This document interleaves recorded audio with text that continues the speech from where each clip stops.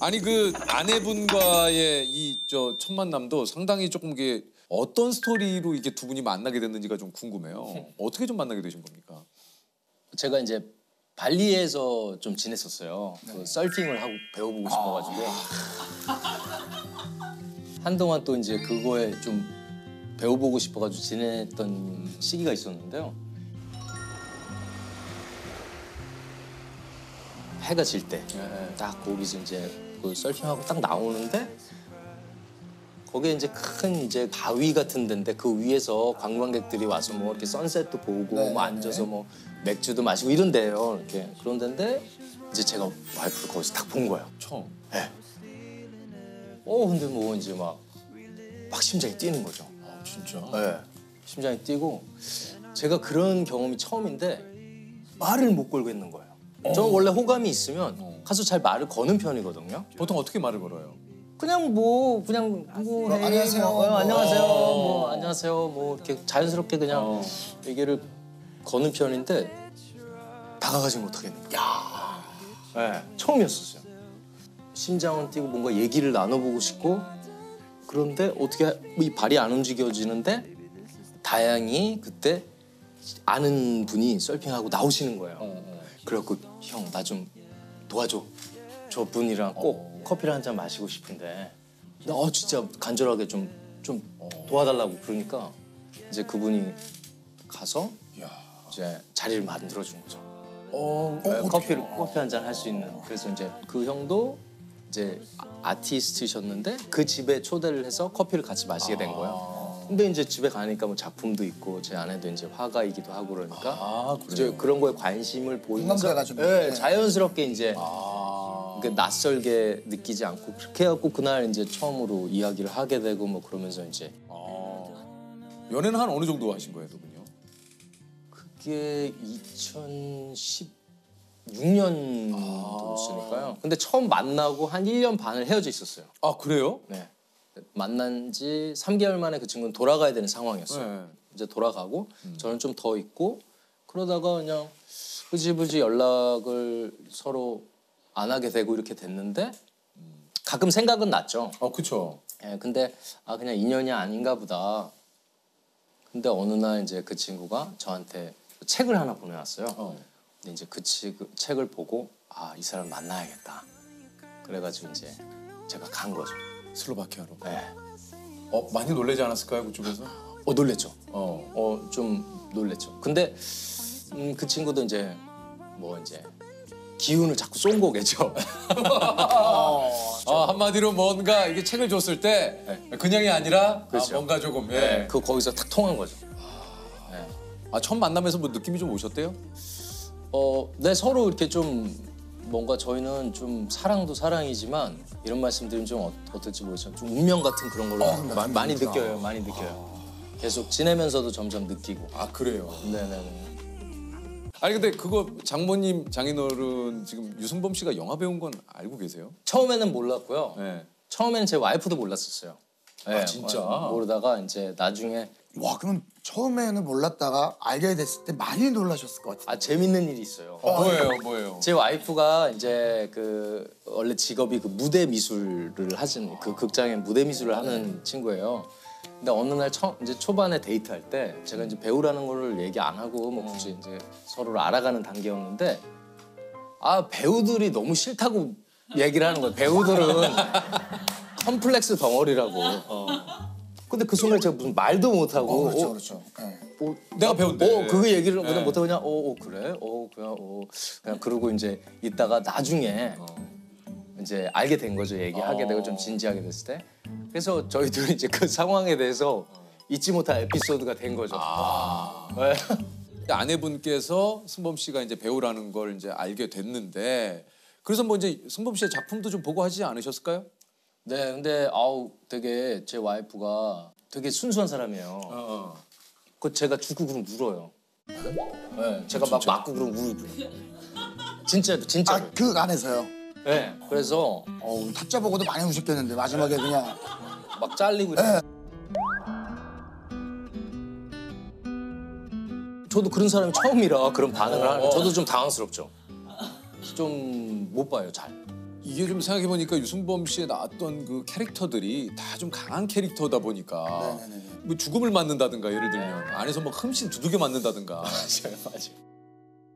두 분은 의사소통은 좀 어떻게 하십니까? 저희는 뭐 명어로도 하고 뭐 정신적으로도 하고 느낌은 바로 뭐 그냥. 정신적으로 아, 진짜예요. 정신적으로 어떻게 해요? 아니 난 뭐 텔레파시를 해요 두 분이? 예? 어떻게 진짜 해요? 정신적인 교감이 많죠. 아 그래요? 네. 아, 그러니까 느낌상으로 이걸 얘기하는 것 같다. 그 호칭은 어떻게 하십니까? 베이비.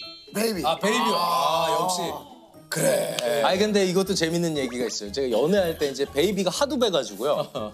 베이비가 하도 밴 거예요. 제가 그때 그래서 타짜 영화를 찍으러 갈 때 감독님한테 몸 배갖고 베이비 가서 진짜? 이게 너무 배가지고요. 그래서 요즘에 좀 타짜 찍을 때 베이비. 감독님한테 무의식으로 무의식으로 베이비 하셨어요. 이거 조심해야겠구나. 자기야. 네, 예, 자기야. 아 자기야. 아니 못 뵌 동안 재미난 에피소드가 굉장히 많았습니다. 다양한 이야기들. 진짜 궁금한 게 많았어요.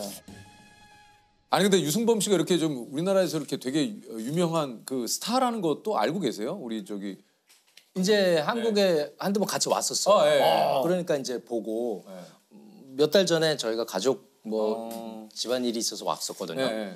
그래서 이제 이렇게 차를 타고 다니고 뭐 어디 돌아다니고 하는데 그날 저녁에 제 와이프가 그러더라고요. 너랑 같이 이렇게 다니면서 보는데 모든 사람들이 너를 사랑한대. 그 눈빛을 자기가 본대요. 근데 그 얘기를 듣는데 굉장히 여러 번 생각하게 만들더라고요. 이제 이게 왜냐면 그 친구는 삼자로서 볼 수 있는 거잖아요. 아 그러니까 이제 네, 나는 또 당연하게 생각했던 것들인데 맞아요. 이것을 샘자의 눈으로 봤을 때는 다 많은 분들이 당신을 사랑한다. 그게 참 되게 감사드리고 뭔가 와 이제 뭔가 제가 뭘 해드릴 수 있을까 이런 생각들도 해보게 되고 네. 내가 조금 더 내 일에 대해서 조금 더 열심히 해야겠다라는 네. 생각이 좀 들게 되는. 맞아요. 아 그렇군요. 제 아내가 그림을 그리거든요. 베로, 너는 왜 그림을 그려? 베로가 이렇게 그림 그려서 저를 한번 이렇게 보더니 씩 웃더니 또 그 그림을 그리더라고요. 그러더니 딱 붓을 놓더니 어린아이들은 다 그림을 그려요.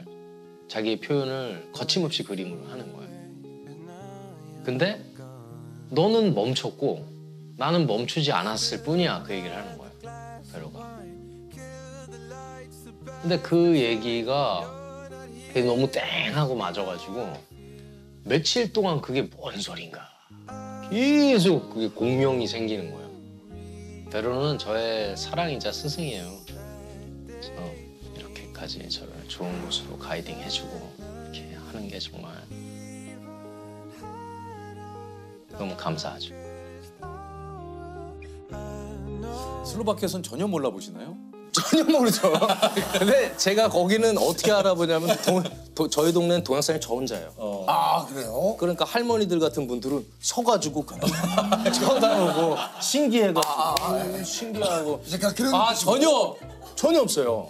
그러니까 진짜? 네, 제가 처음 갔을 때는 슈퍼마켓 같은 데 가면 막 할머니들이 막 와서 얘가 여기 왜 왔는지 계속 쳐다보고 이 사람이 왜 여기를 왔는지. 왜 왔는지 얘가 뭐지 이러고 계속 쳐다보고 한인회가 없습니까? 그쪽 이제 시내에 가면 있는데요. 캐피탈에 가면 있는데 저희는 캐피탈 살짝 조금 내가- 떨어진 데라 우리 조승범 씨한테 갑자기 한인의 정말 그러니까 있긴 하겠지만 대한민국 사람들이 전 세계 각지에서 아이, 정말 그렇지. 열심히 캐피탈 쪽에는 한인회가 있죠. 그 혹시 연락 안 했어요? 혹시 유승범 씨? 아시는 분들은 아시죠. 왜냐면 거기에 그 한식당이 있어요. 그러니까 저희를 진짜 먹여주시고 살려주신 형님이 계시죠. 형님이 계세요. 계시죠. 그 한식당이 있어주니까 저 같은 사람들은 아 슬로바키아 한식당 있어요? 있어요. 이름이 뭐예요? 매화. 매화. 이름 좋다. 격조 있다. 매화. 격조 있어. 거의 슬로바키아에 있는 매화. 아하. 여기 뭘 잘해? 뭘 잘해요? 뭘 잘해? 아이 다 잘하죠. 그리고 형님 그런 데서 먹으면 아시잖아요. 그 감동이 맛있어요. 이게 더 오는 거죠. 뭐. 거기 일단 기본적으로 그거 있죠. 그 저기 뭐죠?